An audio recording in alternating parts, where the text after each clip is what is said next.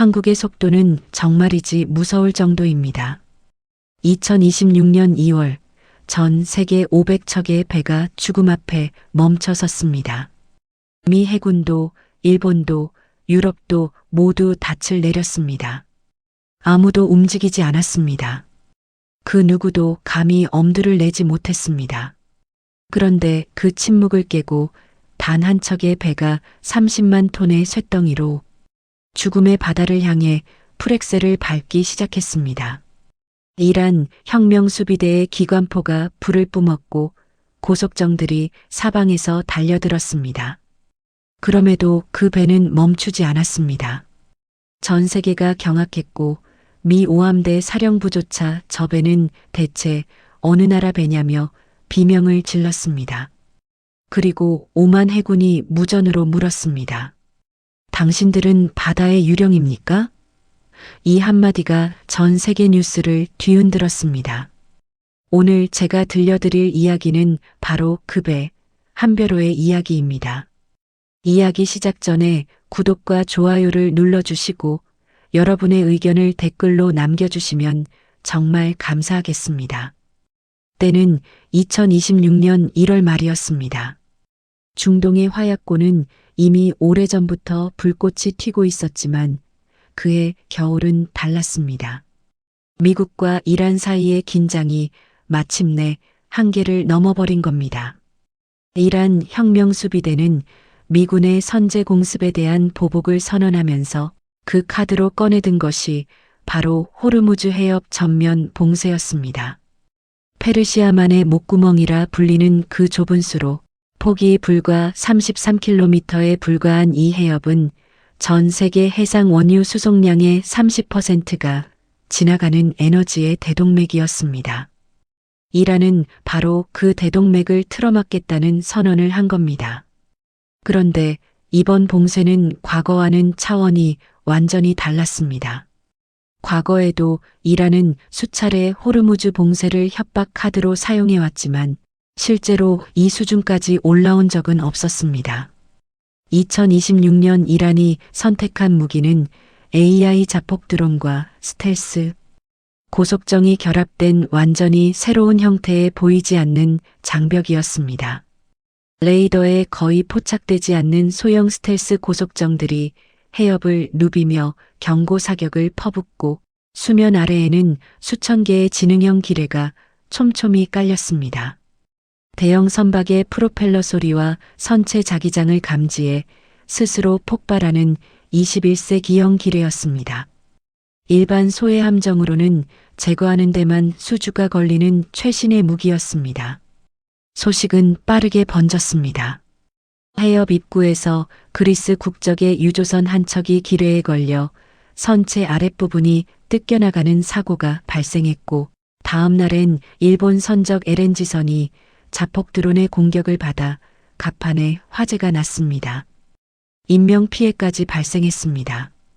그러자 전 세계 주요 보험사들이 즉각 반응했습니다.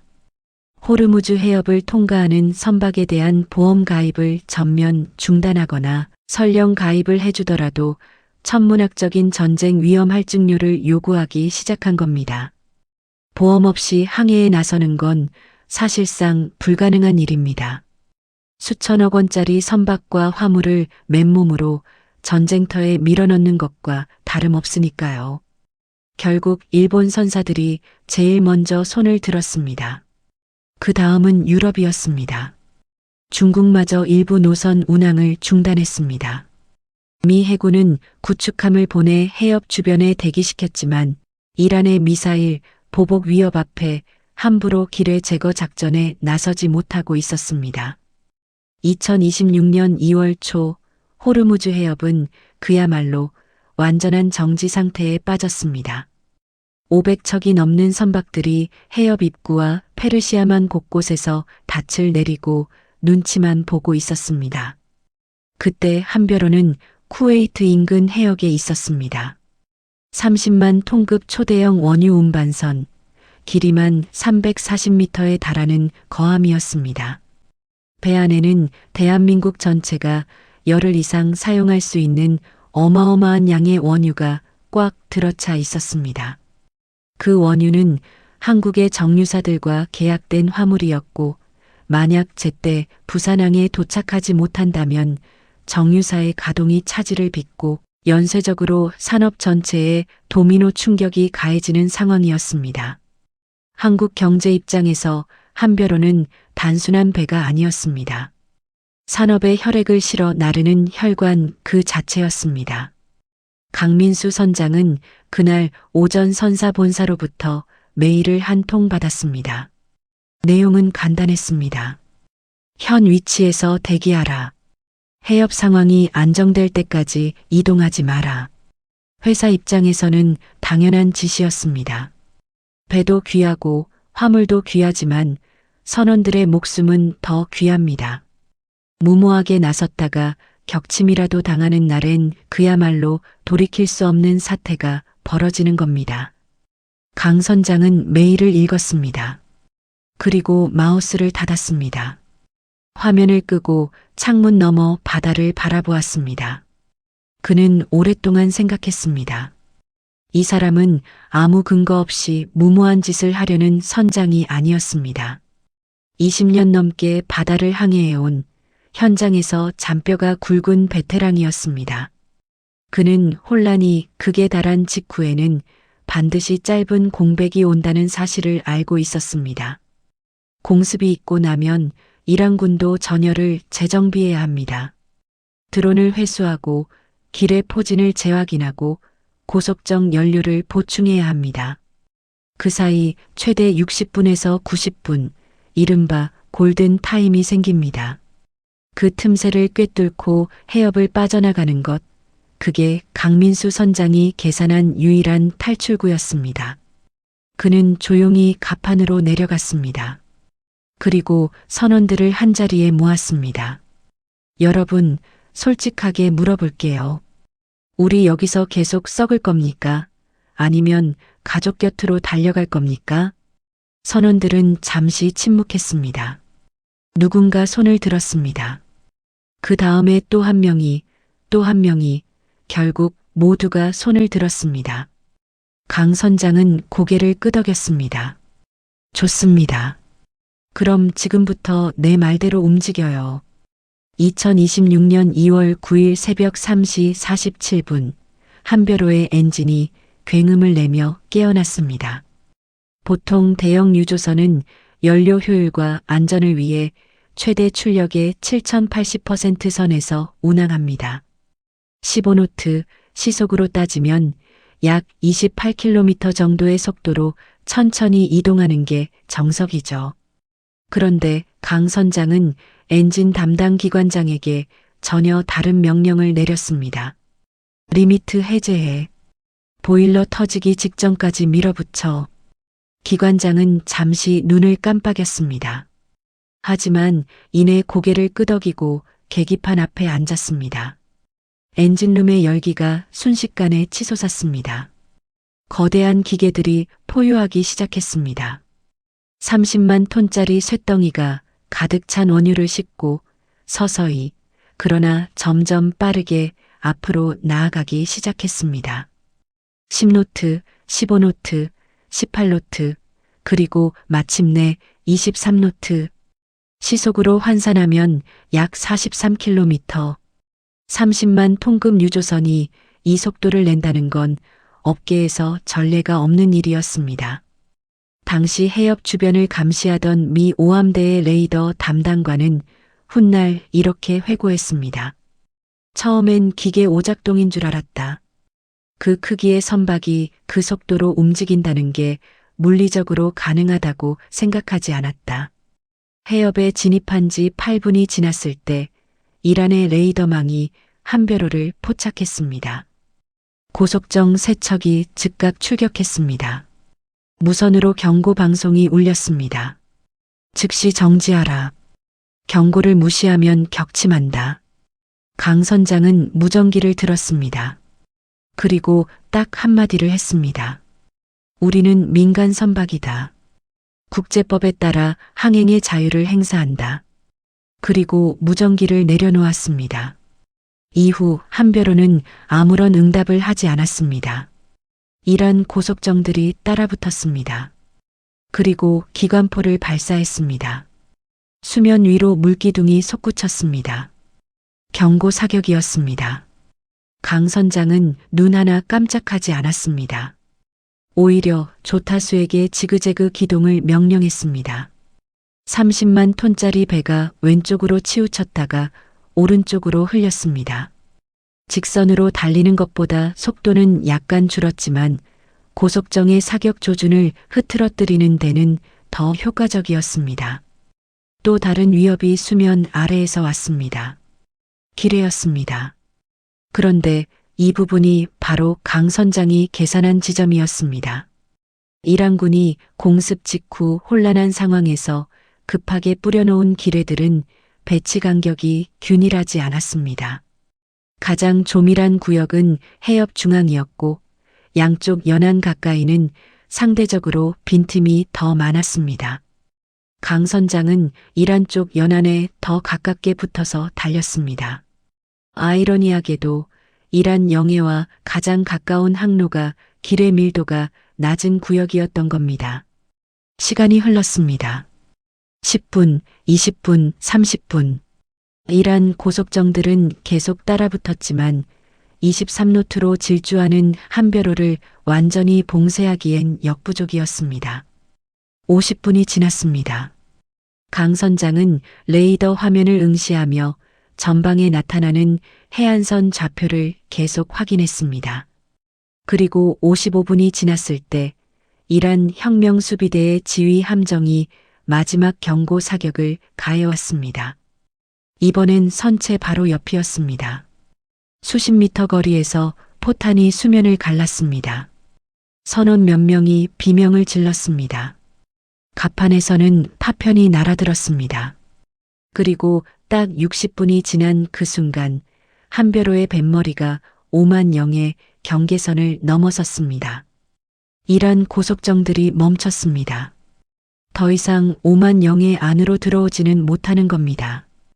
그 순간 무전기에서 목소리가 흘러나왔습니다. 오만 해군의 교신이었습니다. 웰컴 투 오만 한벼로. 당신들은 바다의 유령입니까? 선원들 사이에서 환호성이 터졌습니다. 누군가는 그 자리에 주저앉아 울었습니다. 강민수 선장은 조용히 의자에 등을 기댔습니다. 그리고 눈을 감았습니다. 한벼로의 탈출 소식은 거의 실시간으로 전 세계에 퍼졌습니다. 미 오함대는 내부 보고서에 이렇게 기록했습니다. 전례 없는 항해 결정. 결과적으로 성공했으나 이 같은 시도를 권장할 수 없음. 월스트리트 저널은 당일 저녁 온라인판 일면을 한벼로 사진으로 채웠습니다. 헤드라인은 이랬습니다. 전 세계가 멈췄을 때 오직 한국인들만이 움직였다. CNN과 BBC는 오만 해군이 공개한 레이더 영상을 반복해서 방영했습니다. 23노트로 해협을 관통하는 점 하나가 주변을 맴도는 여러 점들 사이를 뚫고 빠져나가는 장면이었습니다. 일본 인터넷 커뮤니티에서는 한때 조작이다, 가짜 뉴스다라는 반응도 있었습니다. 하지만 오만 해군이 입항 장면을 공식 공개하고 선체에 선명하게 남은 기관포 탄흔이 카메라에 잡히자 더 이상 의심하는 목소리는 사라졌습니다. 중국 관영 매체는 처음에 이 소식을 아주 짧게 보도했다가 댓글창에서 중국 네티즌들이 한국 선원들을 칭찬하는 글을 쏟아내자 결국 기사를 내려버렸다고 알려졌습니다. 그것 자체가 이 사건이 얼마나 국제적으로 주목받았는지를 반증하는 장면이었습니다. 2026년 3월 초 한벼로는 마침내 부산항에 입항했습니다. 항구에는 가족들과 취재진이 가득했습니다. 선원들이 내려올 때 포옹과 눈물이 쏟아졌습니다. 뒤늦게 뛰어온 자녀들이 아빠 품에 안겼고 오랫동안 연락을 기다리다 지쳐버린 아내들은 말없이 손을 꼭 잡았습니다. 선체를 가까이서 보니 측면에 대여섯 군데 탄흔이 뚜렷하게 남아 있었습니다. 선원 중 한 명이 경고 사격의 파편에 팔에 가벼운 부상을 입었지만 다른 큰 피해는 없었습니다. 기적에 가까운 귀환이었습니다. 강민수 선장은 입항 직후 간단한 인터뷰에 응했습니다. 기자들은 영웅이냐고 물었습니다. 그는 잠시 생각하더니 이렇게 말했습니다. 영웅은 제가 아닙니다. 영웅은 엔진룸에서 60분 내내 그 열기를 버텨낸 기관사들이고 갑판에서 포탄이 날아오는데도 자리를 지킨 항해사들입니다. 저는 그냥 방향을 잡았을 뿐이에요. 우리 모두 그냥 집에 가고 싶었던 겁니다. 그 말 한마디가 다음 날 전 세계 언론에 인용되었습니다.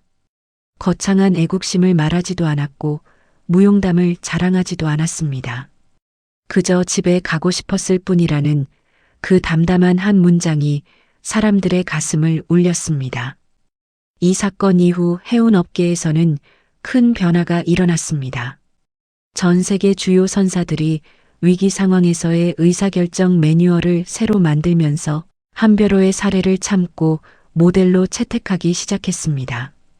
영국의 로이드 해운보험협회는 강민수 선장의 판단 과정을 분석한 내부 보고서를 발간했고, 일본 해운업계는 한국 선사의 위기 관리 체계를 벤치마킹하겠다고 공식 발표했습니다.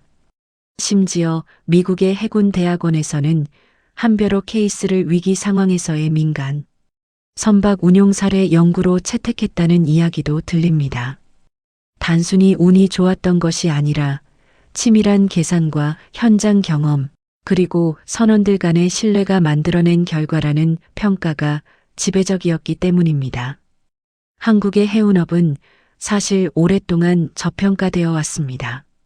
반도체, 자동차, K-팝처럼 화려하게 조명받는 산업이 아니었으니까요. 바다 위 어딘가에서 묵묵히 일하는 수만 명의 선원들과 그 배들을 관리하는 해운사들의 이름은 일반인들에게 낯설기만 했습니다. 하지만 2026년 호르무즈 사태는 그 침묵의 산업이 얼마나 중요한지, 그리고 그 사람들이 얼마나 대단한지를 전 세계 앞에서 증명해버렸습니다. 화려한 조명도 거창한 지원도 없이 그저 바다와 엔진과 서로에 대한 믿음 하나로 세계를 놀라게 한 사람들이었습니다. 지금 이 순간에도 대한민국의 유조선과 컨테이너선들은 세계 어딘가의 바다를 달리고 있습니다. 이름도 잘 알려지지 않은 항로를, 카메라도 없는 망망대해를 묵묵히 항해하는 수만 명의 한국 선원들이 있습니다. 오늘 이야기를 들으신 여러분, 이제 부두를 지나거나 항구 근처를 지날 때 저 멀리 보이는 큰 배 한 척이 다르게 보이실 것 같습니다. 오늘 준비한 이야기는 여기까지입니다. 여러분은 한별호의 이 선택에 대해 어떻게 생각하시나요? 무모했다고 보시나요? 아니면 위대한 결단이었다고 보시나요? 댓글로 자유롭게 의견 남겨주시면 정말 감사하겠습니다. 저는 더 가슴 벅차고 깊이 있는 이야기로 곧 돌아오겠습니다. 지금까지 대안이었습니다. 감사합니다.